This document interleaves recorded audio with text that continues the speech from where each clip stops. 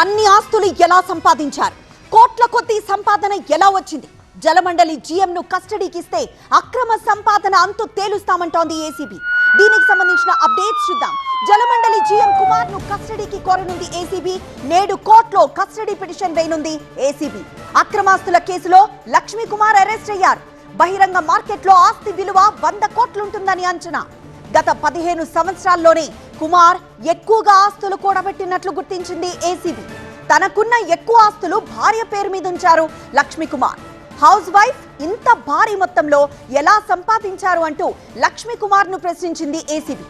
April 30న జరిగిన కుమార్ కూతురు వివాహ వీడియోను పరిశీలించబోతున్నారు ఏసీబీ అధికారులు.